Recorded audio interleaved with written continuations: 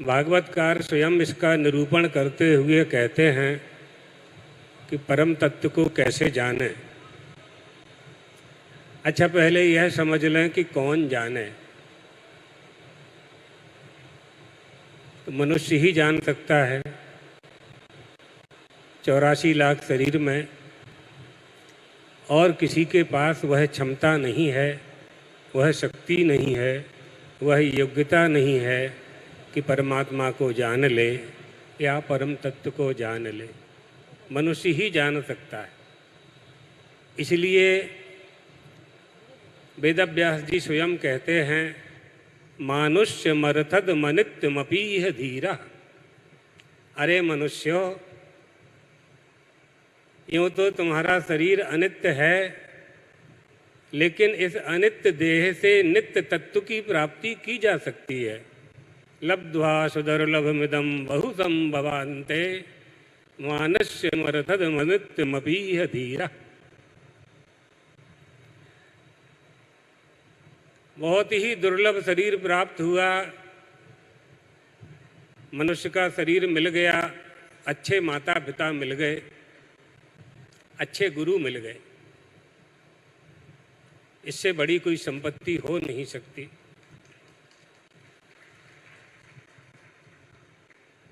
इतना मिल जाने के बाद वह प्रयत्न कर लेना चाहिए जिस प्रयत्न के लिए, जिसकी सफलता के लिए यह मनुष्य की देह प्राप्त हुई है,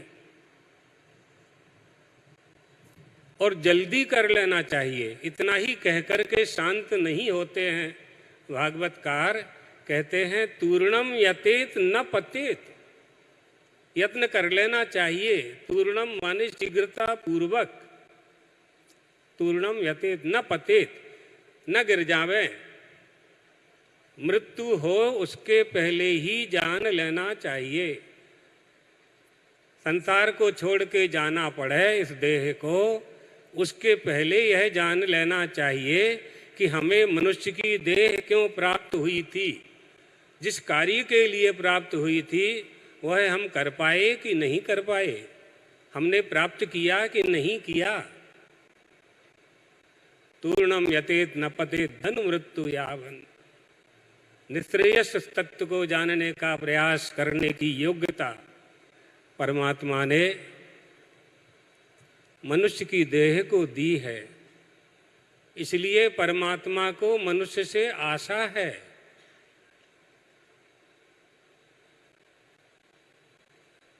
और इसका प्रमाण यह है, मनुष्य से आशा क्यों है?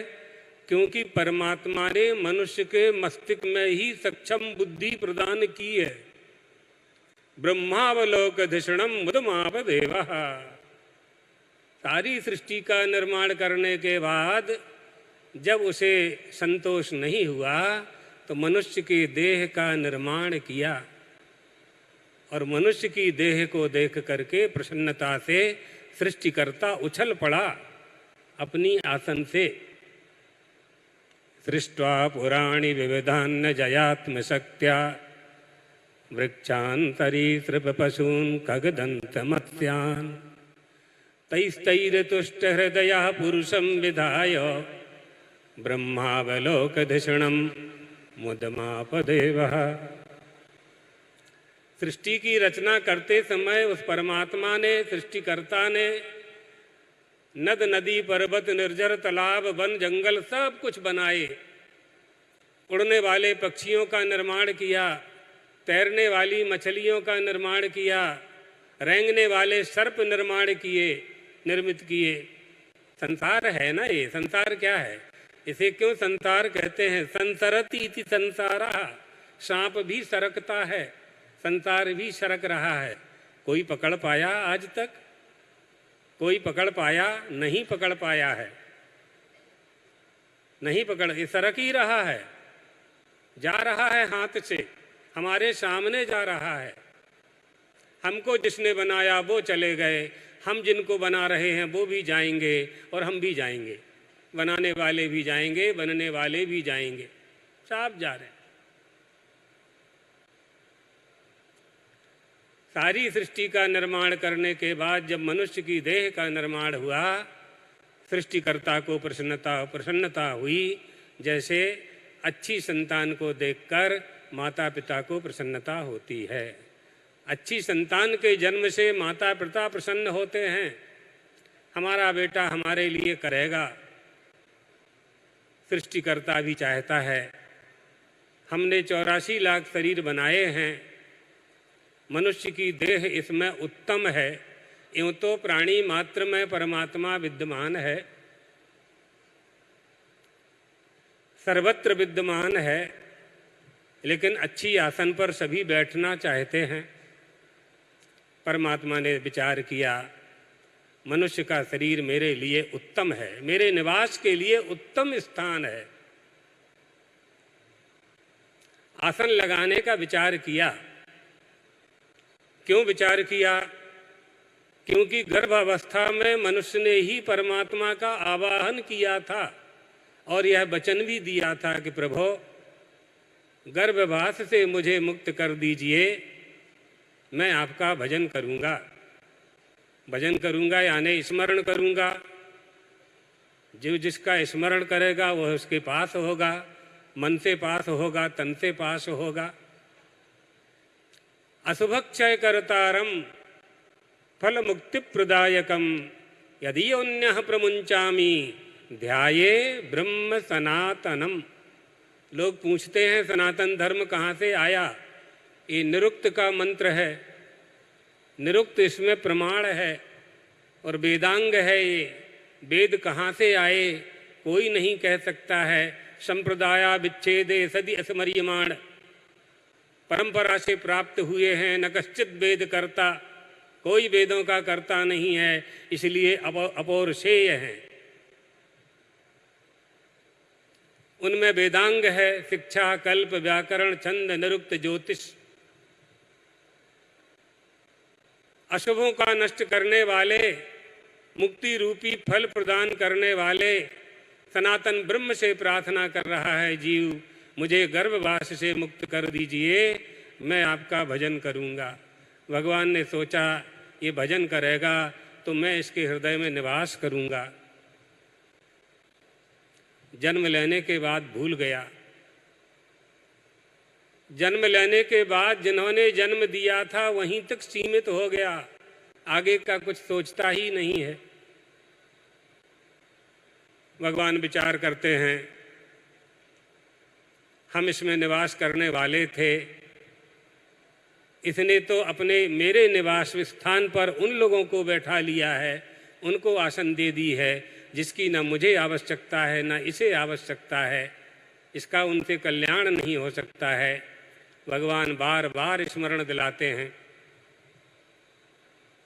नहीं बात मनती है, कोशिश करते हैं, आते हैं, लौट करके चले जाते हैं, स्थान रिक्त ही नहीं है।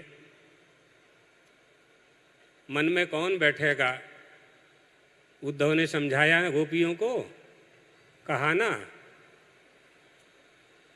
मन से भजन किया करो। गोपियों ने कहा मन कितने होते हैं उद्धव? एक ही होता है। एक हतोसु गयो श्याम पहीं को आराधे ईश, उद्धव मन न भये 10-20। है ना? कौन भजन करे? कहाँ बैठे? भयांति तद्व्याकरणम विचित्रम मनुर्मनीषा मनुजा निवासा।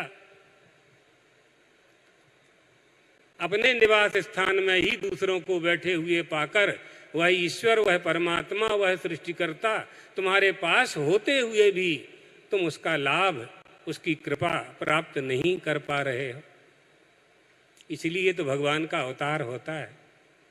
बार बार भगवान 24 बार क्यों अवतार लेते हैं? 10 बार क्यों अवतार लेते हैं? क्यों नवदुर्गा बन करके आते हैं? क्यों 10 महाविद्या के रूप में आते हैं? देखते हैं कि मेरा ही शरीर, मेरा ही देह, मेरा ही अंश ज्ञानमय होते हुए अज्ञानियों की तरह व्यवहार कर रहा है, कष्ट पा रहा है। जैसे माता पिता अपने संतान के प्रति निरंतर चिंतित रहा करते हैं, इसी तरह से इस अज्ञानी पुरुष को देखकर, प्रज्ञापराधी को देखकर, अनास्था अधर्मी को देख करके भगवान बार बार अवतार लेकर के शुद्ध ज्ञानमय स्वरूप का दर्शन दे करके इसका उद्धार करने के लिए आते हैं, अवतार लेते हैं। यही अवतार है। और दूसरा अवतार क्या है? हमारी बुद्धि में परमात्मा श्री कृष्ण का प्रतिफलित हो जाना ही उनका अवतार है।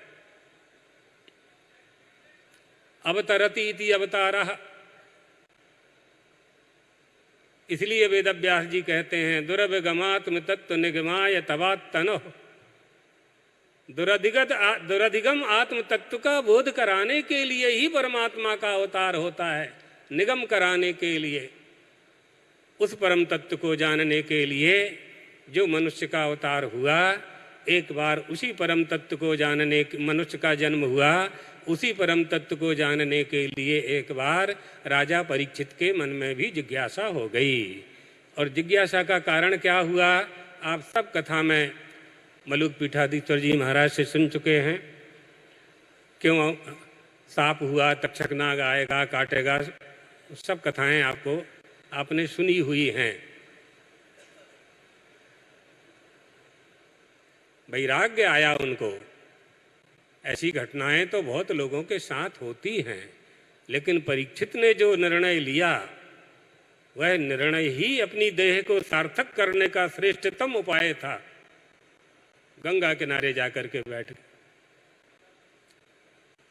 और उनके न जाने कितने जन्मों का पुण्य कि सुखदेव जी महाराज का वहाँ आगमन हो गया। अवधूत वेश में